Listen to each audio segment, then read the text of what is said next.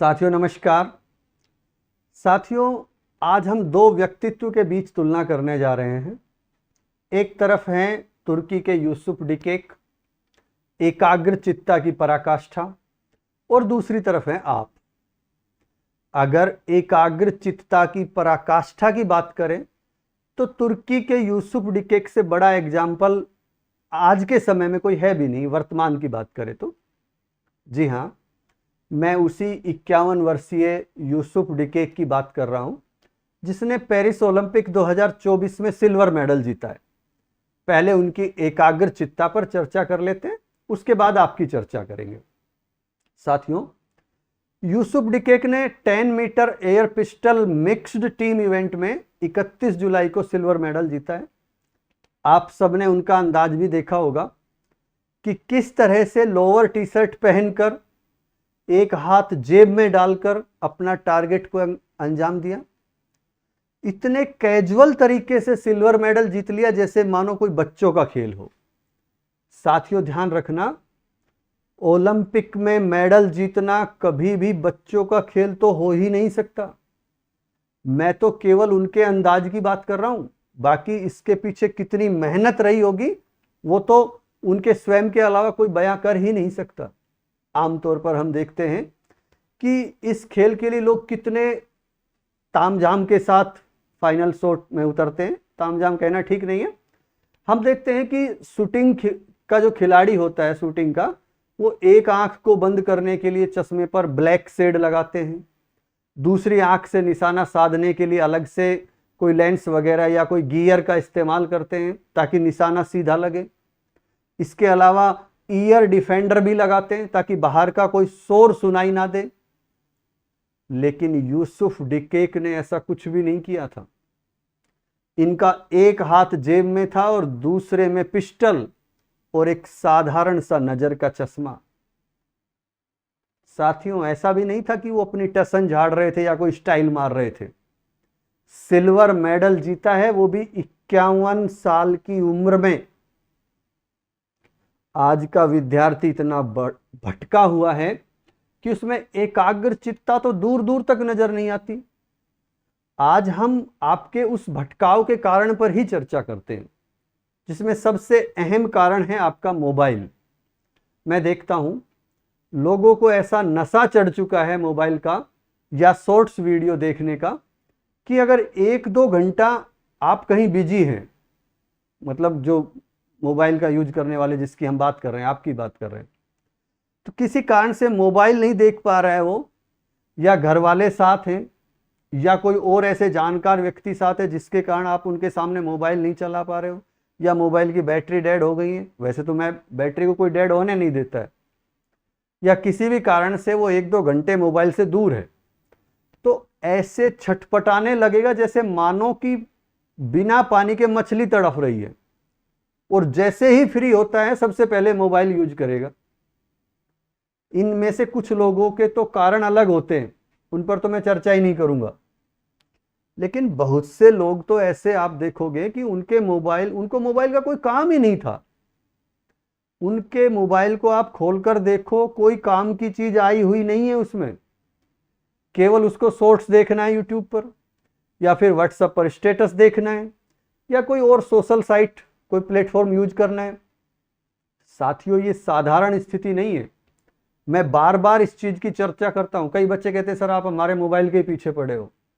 मैं देखता हूं मोबाइल के नशे को, उन मानसिकता को मैंने देखा है, बहुत बड़ी बीमारी बन चुकी है। आप इसके गिरफ्त में आ चुके हो, आपको पता भी नहीं है। मैंने देखा है कि आज के समय में अगर आप मोबाइल चलाते हुए युवा से बात कर रहे हो, किसी युवा से, तो वो इतने चिड़चिड़ापन महसूस करने लगते हैं कि उनसे बात ही मत करो, या एक जवाब देकर ऐसे रिएक्ट करते हैं जैसे उनको बहुत बुरा लगा हो, आपने डिस्टर्ब कर दिया उनको। यहां तक कि घर के सदस्यों से इतनी बुरी तरह से व्यवहार करने लग गए हैं कि जवाब देने की बजाय चिल्लाते हैं। अगर आपकी भी ये स्थिति है तो दोनों में से एक चीज छोड़ दीजिए, या तो पढ़ाई या मोबाइल। अब चूंकि पढ़ाई को छोड़ना ठीक नहीं है, आपके करियर का सवाल है, इसलिए इस मोबाइल का त्याग कर दीजिए, या फिर इस मोबाइल पर जीत हासिल कर लीजिए। आप इसको अपना गुलाम बनाओ, आप इसके गुलाम मत बनो। जैसे आप मान लो लाइब्रेरी जा रहे हो, मोबाइल को रूम पर रख जाओ। कौन सा बिजनेस चल रहा है आपका? बिजनेस चलता तो यहां होते ही नहीं आप। फालतू में इस मोबाइल में मेरा कोई जरूरी फोन आ जाएगा, ये फोन आ जाएगा, कहीं नहीं जा रहे हैं, आपका कोई काम नहीं अटका पड़ा मोबाइल के बिना, कोई पूछता नहीं आपको।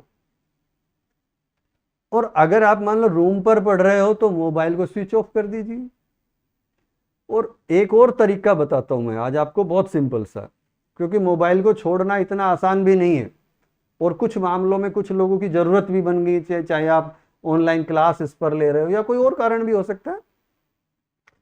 तो इसका एक सिंपल सा तरीका बताता हूं आपको। आप अपने एक ऐसे दोस्त को बुलाओ या उसके पास चले जाओ जो 2, 4, 5, 6 किलोमीटर के दायरे में आपके रहता है, जो थोड़ा दूर रहता है, आप पैदल नहीं जा सकते वहां पर, या जाने में आपको टाइम लगता है वहां पर, और 5-10 किलोमीटर का भी ऐसा दोस्त ढूंढ सकते हो।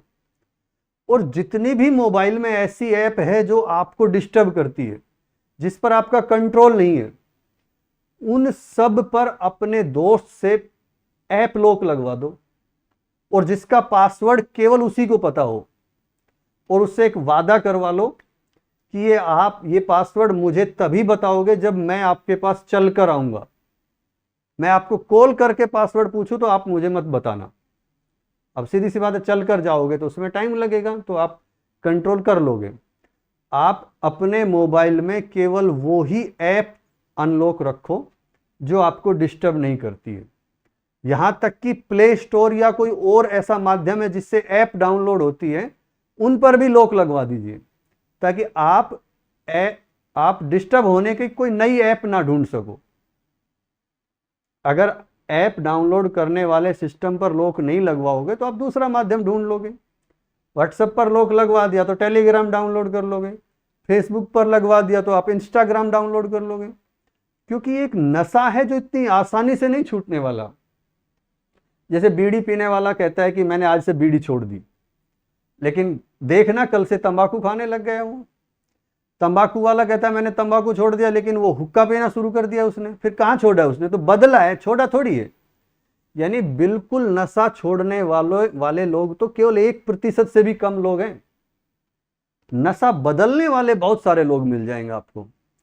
और आपको ये नशा छोड़ना है, बदलना नहीं है। और अगर मैं तो कहता हूं बदलना ही है तो फिर पढ़ने का नशा करने लग जाओ, बदलो खूब नशा।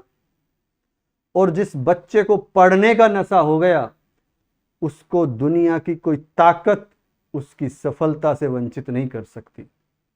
तो साथियों, यूसुफ डिकेक से कुछ सीखो, अपनी आदतें बदलो, अपने डिस्टर्ब होने के तरीकों को दूर साइड कर दो, सफलता 100% मिलेगी।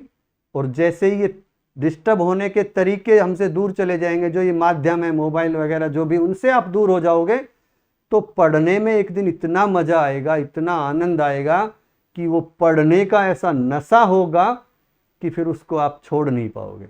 और पढ़ने का नशा सफलता की निशानी होती है। धन्यवाद।